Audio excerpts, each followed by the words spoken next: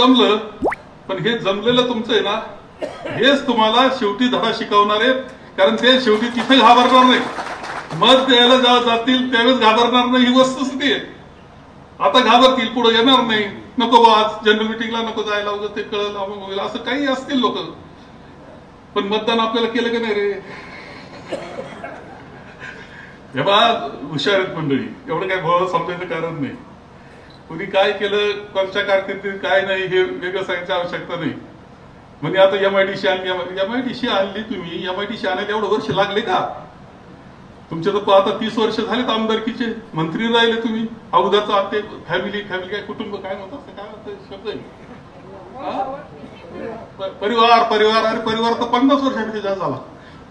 मग एवढं वर्ष कशा लागले MIDC आणायला? मग आता MIDC आणणार आहे तर मागच्या 5 वर्षामध्ये तुम्ही सांगितलं होतं गणेश कारखाना असा चालू तसा चालू, त्याचं काय झालं? पुढच्या 5 वर्ष काय चालवत आला तुम्हाला?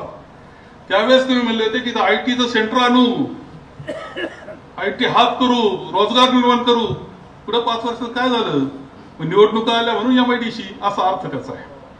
उलट ते शिर्डीचं हॉस्पिटल का कमी झालं चालायचं याचा विचार केला पाहिजे, अभ्यास केला पाहिजे, हे लक्षात घ्या. या सगळ्या गोष्टी आता तुम्हाला माझ्यापेक्षा जास्त अभ्यास आहे, त्यामुळे मी काही जास्त बोलत नाही. निळवंड्याच्या बाबतीत सुद्धा एकच गोष्ट नाना साहेबांनी इथं प्रश्न काही उपस्थित केले, ते खरं आहे की पाणी हा सगळ्यात मूलभूत गोष्ट आहे. तुम्हाला सगळ्यांना एक गोष्ट करावं लागणार आहे की म्हणजे आपल्याला ऊस हे पीक घ्यावंच लागणार आहे, स्वतःचा ऊस स्वतः निर्माण करावा लागणार आहे.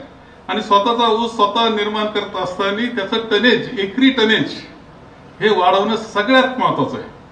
आताचं जे आहे तुमचं हेक्टरी टनेज ते पाहता आपण कधी तसं पोहोचू त्या टार्गेटला माहित नाही, पण एकरी 100 टनापर्यंत जायचंच आहे आपल्याला, असं ठेवून विचार तुम्ही करा. तुमचा कारखाना सगळ्यात चांगला भाव देणाऱ्या कारखान्यामध्ये जाऊन बसेलची खात्री